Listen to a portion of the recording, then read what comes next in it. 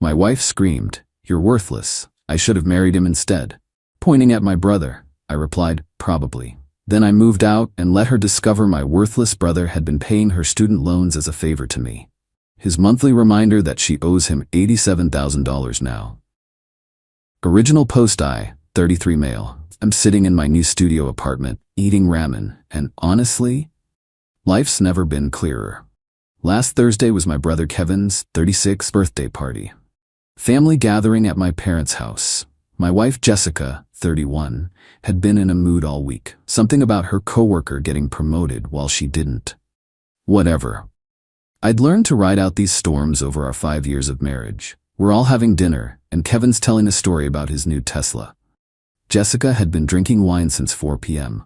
She suddenly interrupts. "Must be nice having money to throw around." Kevin just shrugged. "Work's been good." She turned to me, eyes blazing. "See? That's what a real man accomplishes, not sitting at home playing with computers all day. I'm a software developer. Work from home, make decent money, about $95,000 a year. Not Silicon Valley money, but solid." "Jess, not now," I said quietly. She stood up, wobbling slightly, pointing at Kevin. "You're worthless, Nathan. Completely worthless. I should have married him instead. At least Kevin knows how to be successful." The room went silent. Mom dropped her fork. Dad's jaw clenched. Kevin looked like he wanted to disappear into the floor. I took a sip of my beer, set it down carefully, and said, "Probably." Then I stood up, grabbed my jacket, and walked out. Jessica called after me, something about being dramatic. I drove home, packed 2 suitcases, my laptop, and my gaming setup. Left my wedding ring on the kitchen counter with a note, "You're right, you deserve better. I'm done." Found a furnished studio on Craigslist that night. Moved in the next morning. Here's what Jessica didn't know. Those student loans she's been managing so well by paying the minimum, the ones from her master's degree that she loves to brag about, Kevin's been paying them for the last 3 years. The actual payment, not the minimum. About $900 a month. See, 3 years ago, Jessica was drowning. $130,000 in student debt. Minimum payments, barely touching the principal. She was having panic attacks, couldn't sleep. I went to Kevin, he owns a successful construction company, and asked for help. Not a handout, a business arrangement.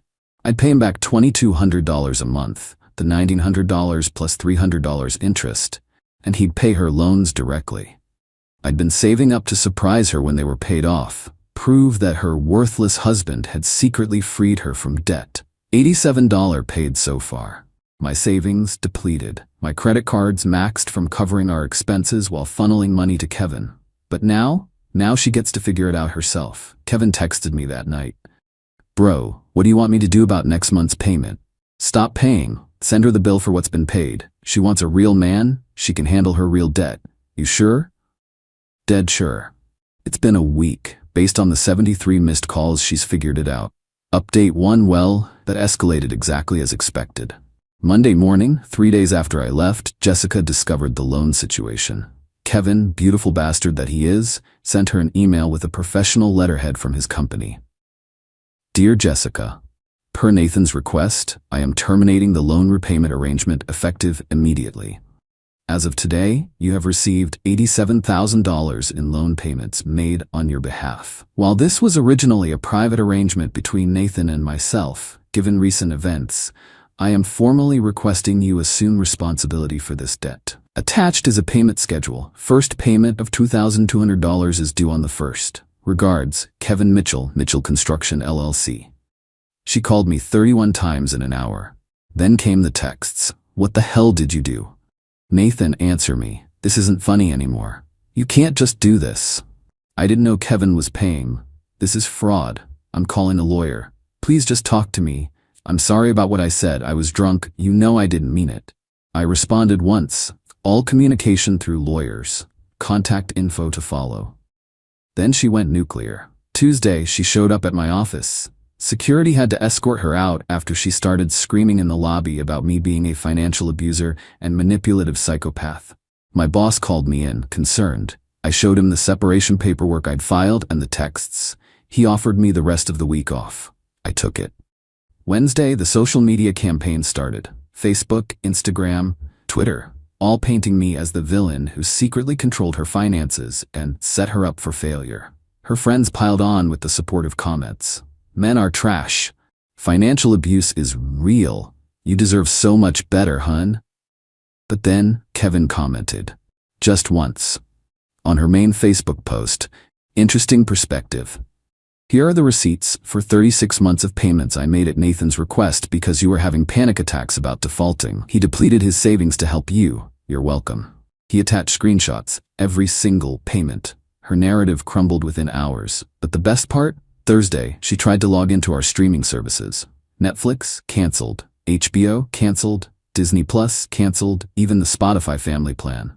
All in my name, all gone. She called Kevin's wife, Monica, crying about how I was being petty and purposely hurting her.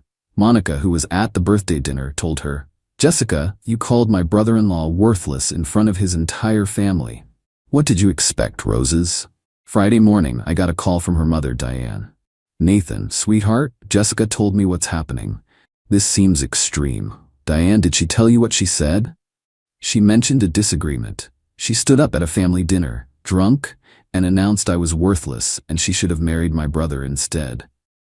Silence. She didn't mention that part. No, I imagine she didn't. She also didn't mention that Kevin has been paying her student loans for 3 years because I asked him to. $87,000 worth. What? Ask her about it. An hour later, Jessica texted, you turned my mom against me.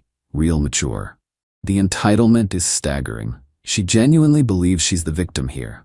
Tomorrow is the first of the month. Her first loan payment is due, the real one, not the minimum she thought she was paying. $2,847 a month, plus Kevin's $2,200. That's $5,047 a month she needs to find, on her $65,000 salary. Good luck with that. Update 2.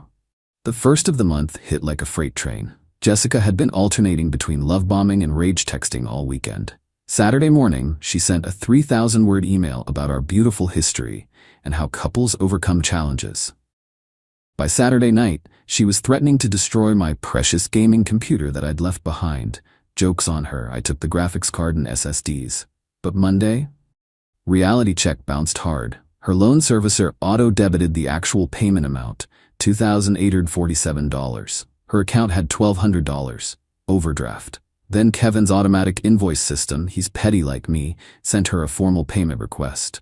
Another $2,200 due. She called me screaming. Actually screaming. I let it go to voicemail. Nathan, you piece of shit. My account is overdrawn. The bank is charging me fees. You set me up. You knew this would happen. I'm going to destroy you. I'm taking everything in the divorce, everything. I texted back. Lawyers only. Then came the extinction burst, though she had no idea that's what it was. Tuesday morning, 6 a.m., she showed up at my studio apartment, started pounding on the door. Open up. I know you're in there. We need to talk like adults. My neighbor, an 80-year-old Korean War vet named Frank, opened his door. Lady, it's 6 a.m. Shut up or I'm calling the cops. Mind your own business, old man. Frank called the cops. She got a warning for disturbing the peace. I got a sympathetic pat on the shoulder from Officer Martinez, who'd apparently dealt with his own crazy ex situation back in the day. Wednesday was when she tried to get clever. She called my company's HR department, claiming she was my emergency contact and there was a family emergency. They called me to verify. Is Jessica still your emergency contact, Nathan? No. Please update that to Kevin Mitchell, my brother. And please note that Jessica and I are separated and she should not be given any information about my employment. Noted. Would you like us to document this attempted contact? Yes, please.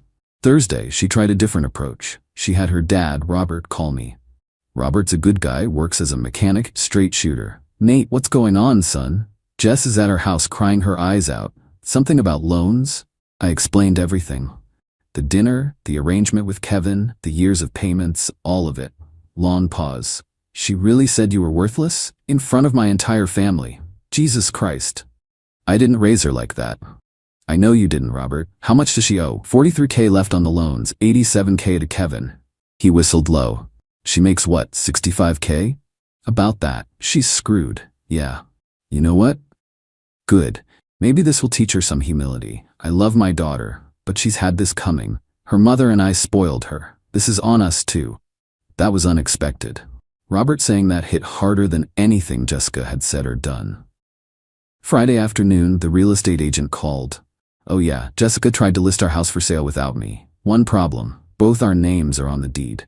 Need both signatures. The agent was apologetic. Mr. Mitchell, your wife seemed to be under the impression she had sole authority to sell. We're separated. Please don't move forward with anything unless both parties are present and agreeing. Understood. I'm sorry for the confusion. Jessica's text after that. You're blocking me from selling my house now? Our house. Both names on deed. Lawyers. I hate you. Okay. But Saturday was the grand finale of the week. Jessica decided to throw herself a divorce party at our house. Posted it all over Instagram. Celebrating freedom from toxic men. New beginnings. Living my best life. Except she forgot one crucial detail. The house payment, auto drafts from my account. I'd already stopped it. The mortgage company called her during her party in front of all her friends, on speaker because she was drunk and showing off. Mrs. Mitchell, this is First National Bank. Your mortgage payment has been returned for insufficient funds. What? No, my husband pays that. The account holder has stopped payment. The mortgage is past due. You have 30 days to bring the account current or we'll begin proceedings. The party ended pretty quickly after that. Kevin texted me. She called Monica crying, said you're trying to make her homeless. She has 30 days to pay the mortgage, or sell, or refi in her name. That's 3 options. You know she can't afford any of those. Then she should have thought about that before publicly humiliating me and calling me worthless. Fair point. BTW, she hasn't responded to my payment request. Shocking. I'm adding late fees next week. You're a good brother. Learned from the best, little bro. Final update, it's been 6 weeks since the birthday dinner disaster. The divorce papers were filed 2 weeks ago. Here's how it all played out. Jessica tried every manipulation tactic in the book.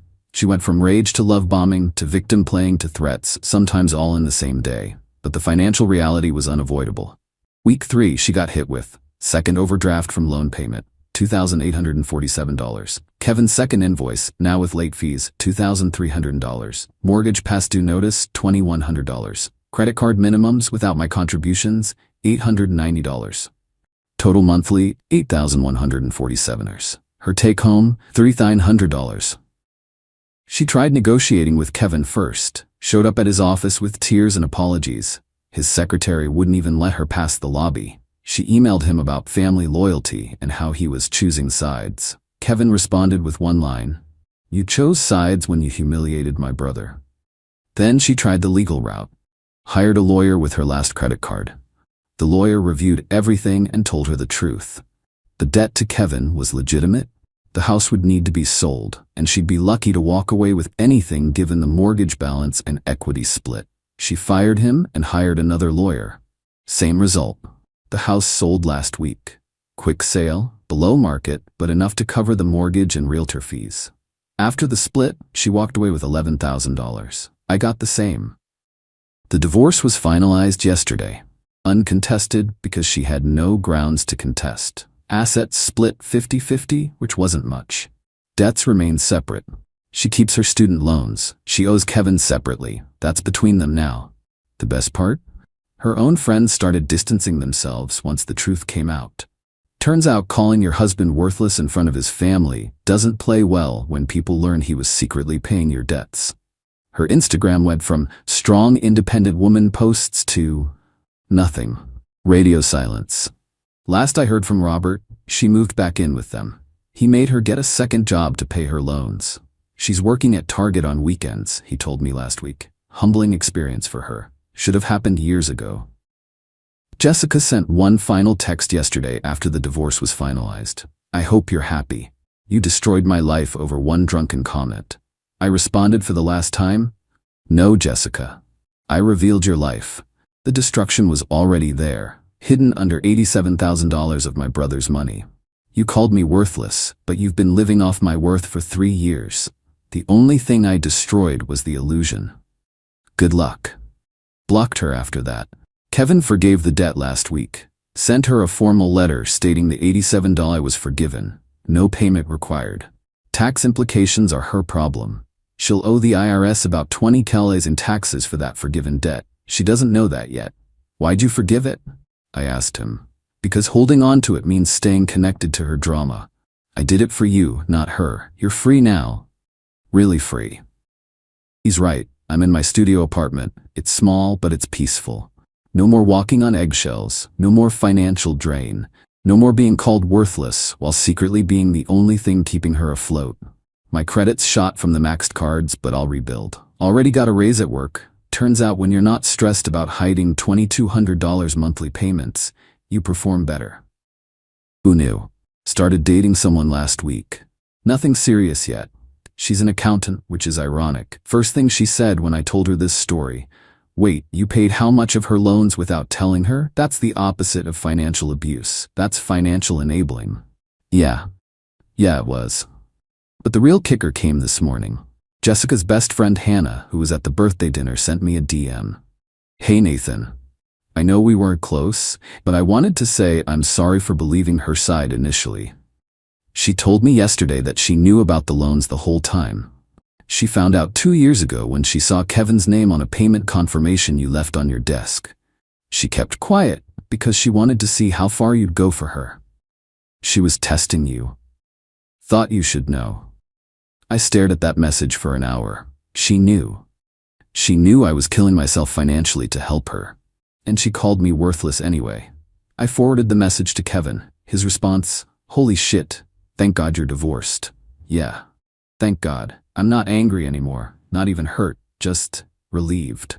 The mask fell off, and everyone saw who she really was, including her. My therapist, got one of those now, said something that stuck. "Nathan, you spent 3 years trying to prove your worth to someone who assigned you none. The only person who needed to recognize your worth was you." She's right. I'm worth more than being someone's secret financial plan while being publicly humiliated.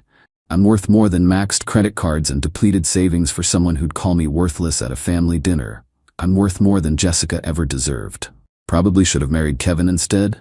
Nah, she was never worth either of us. I'm good now. Really good. Studio apartment, ramen dinners and all.